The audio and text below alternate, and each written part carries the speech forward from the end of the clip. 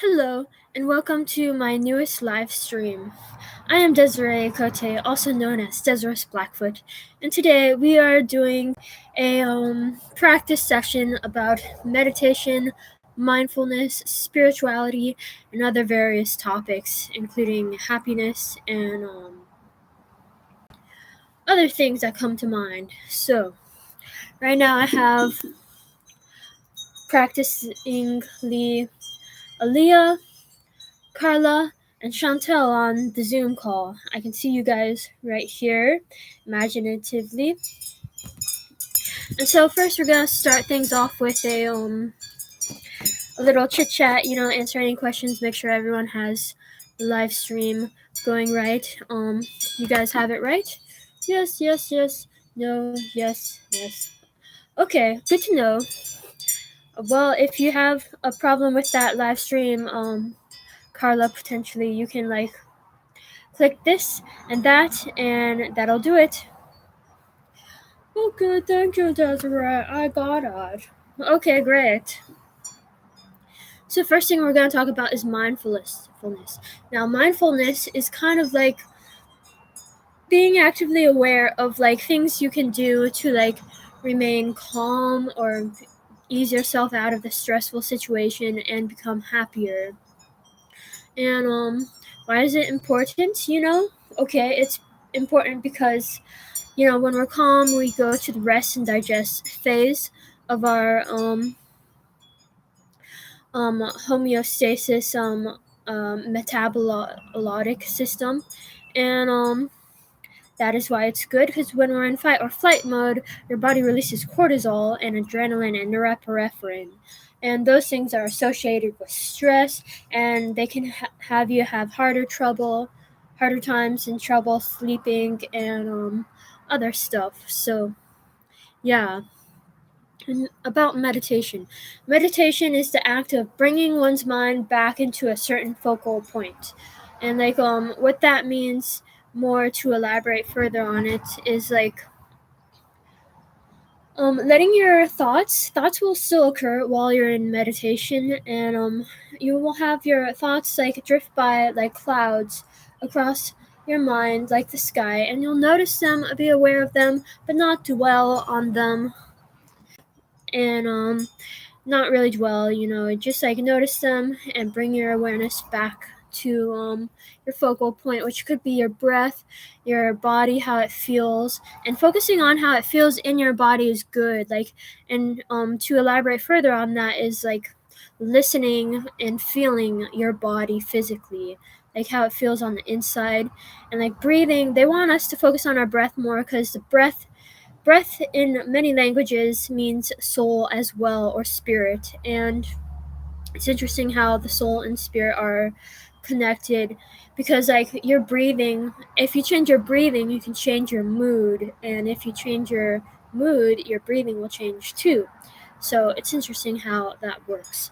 So what we want to do and try to get ourselves to do over time is eventually learn how to breathe deeper, because what I've heard is that a lot of people are chest breathers, and kind of a little slightly stressed or more stressed during their day and time, and they're breathing through their chest. But what you want to do is breathe through your abdomen or diaphragm over here. And the way you can do that, if you're a beginner at it, is put your hands on your stomach and let it expand as you inhale and contract as you exhale. And eventually you learn the difference between breathing through your chest and how your diaphragm and how that feels. And yeah. And what else here? So yeah, there's a specific breathing technique called box breathing, and there are other breathing techniques that are good for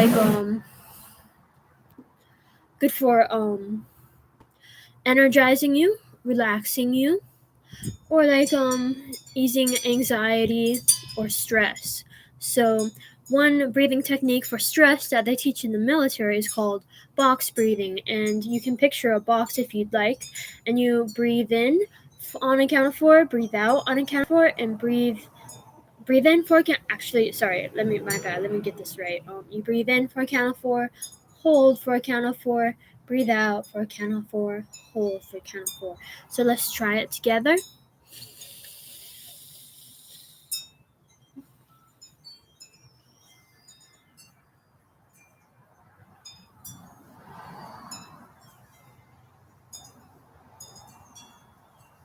Again.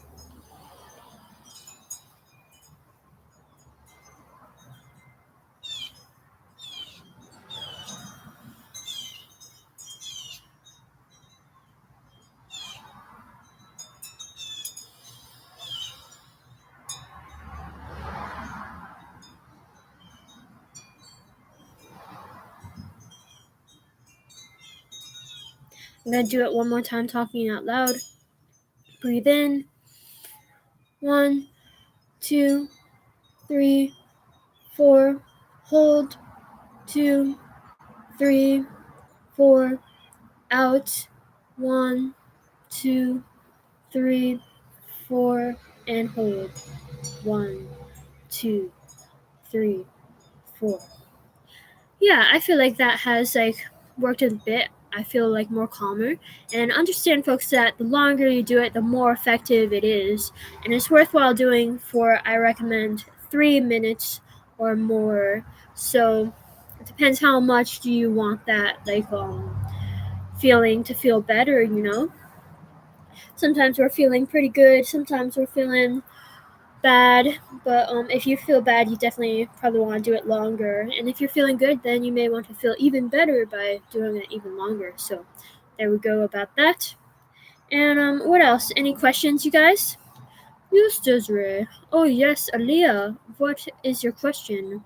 So I struggled with depression and anxiety. What are some things I can do to help that? Okay, let me help you there. So depression is sadness, stress, anger, and other feelings, and these things we attribute to external influences usually, but there's only so much we can do about our external influences. So the best we can do is try to handle our internal feelings. So definitely I'd say pause, take a few deep breaths, and 3 deep breaths is a good way to start. In fact, let's do that right now. Let's see how it feels.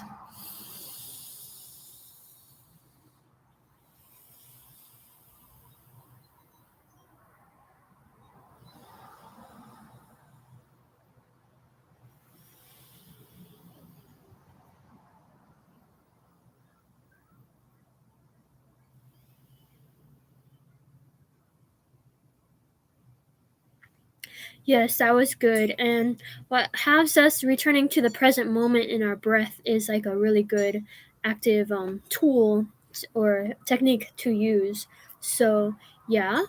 And yeah, when you're depressed, a good thing for depression is expression and impression, because when you're depressed,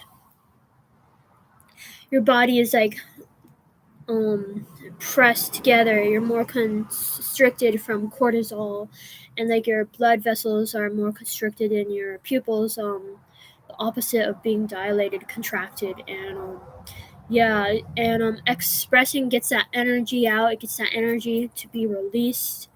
It gets that blood and energy, that mental stimulation going in the mind to work better, and stuff like that. And also yeah, that's about depression. And yeah, for anxiety, refocusing on things that will make you happy is a really good strategy. It's easier said than done, but I feel what would help a lot of people is to take their phone, download the app Evernote. Let me show you what it looks like real quick. One sec. This is hold on. This is what it looks like right here. This one right here with the elephant. And it's a really good app. It has a black mode feature, and I really like the dark mode or dark mode feature, because it's better for your eyes. And I use Evernote every day for writing, and writing is really good for like depression and anxiety, Aaliyah, because you can just stream and release that energy, that like constrictive, tensed up energy onto the page, and once you get it out, you really get it out, and it's not in your energy or your mind anymore. Once you express it, it's off your mind. You are like done with it, and you have the sense of completion, and you move on to bigger, better, brighter, beautifuler, ballistic things. So there's that. And let's see, any other questions, you guys? Yes, Desiree. Oh yes, Chantel, what is your question? I I struggle with low energy. What are some things I can do to have high energy? Oh, that is a very good question. So, one thing I do to have high energy and a better mood is drink plenty of water. And this water is really good, to drink because like you may use the bathroom like more often. However, it's not that you're going to use it like too often, and like going to the bathroom does help you section off like activities and keep things like minimal and not too long. It's not that you're like going to the bathroom too often. The most you'll go if you drink every half hour is like every half hour or hour. I think more likely more an hour, I'd say, than half hour. But what you want to do, you want to drink a cup of water every half hour to an hour, and like stay hydrated, because dehydration is gonna make you more likely to be stressed and less energetic. So there's that about that. And yeah, I also getting enough sleep is important. Not that I feel like most of us have problems sleeping or like staying up too late, and it is okay to stay up late, when you feel like it, but definitely don't want to do it like too often, if you know what I mean. And yeah, like any other questions? Yes, Desiree. What is something good for nervousness? Oh, nervousness. The deep breathing techniques I spoke about earlier, as well as like grounding yourself, going for a walk. And let me tell you, going for a walk, the best times to walk I recommend when it's not a cloudy day is going in the evening when the sun is setting, or in the morning when the sun is rising. And like going for a walk when you're stressed will also help you like take your mind off things, and because you're getting that new scenery change, and like you get that new like it feels like you're walking away from the problem literally, and like get that mental stimulation by seeing all the beautiful areas and stuff. And that's another technique for nervousness I recommend. Okay, now what is some, you have another question? Oh yes. Okay, what is your question? Um, I struggle with productivity. What are some things you can help? You can help me with productivity. Okay, so being productive, that's a good question, really good one. And so like breaking tasks down to like sizes where it's not so overwhelming will be really good. Like if your task is an hour, break it down to 2 half hours, and then break that further down to like to 6 sessions of like 5 minutes. I think that's 5, 10, 15, 20, 30. 5, 10, 15, 20, 30, or 5, yeah, 5 sessions of 5 minutes, and that's like 30. And then take breaks. Breaks will help, and like having a drink while you're on the task will really help you, because it provides incentive, and it makes the overall experience more rewarding. So you want to do things to make the experience as like happy and like fulfilling as you can. So playing productive music in the background, like not just regular music, but productive music that'll help you stay focused and like feeling good, and that'll help. And like also like getting things off your mind beforehand, like if you have something on your mind, talking to someone, talking it out will help with that. And also writing things down and preparing for it will help. Be like talking about it and like what you're gonna do and like how you're gonna do it, and like getting ideas and thoughts that like are about it that would be good to express, and that'll help with productivity. Now, is there any questions for anyone else? Yes. Um yes, what's your question? How can I get more connected to my soul? Okay, that's a good question. So like breathing is a good way, like, and like being present in the moment, like returning your thoughts to your breath, and like really feeling your breath and insides to the fullest, and again returning it to the inside of your physical form, and like also like doing things you love will get you connected to your soul more, because like we are what we love. That's a really good quote I heard. And if you I feel like if you want to see how you were in the past, doing things that you loved in your past will help with that, and also help with your inner child as well. So there's that. And yeah, why don't we list a few things we all love right now? Okay. I love peace. I love clarity. I love transcendence. Very good. That's very good. And I love I love my friends. I love my spirit guides, and I love God. And those are three things that I love. So yeah.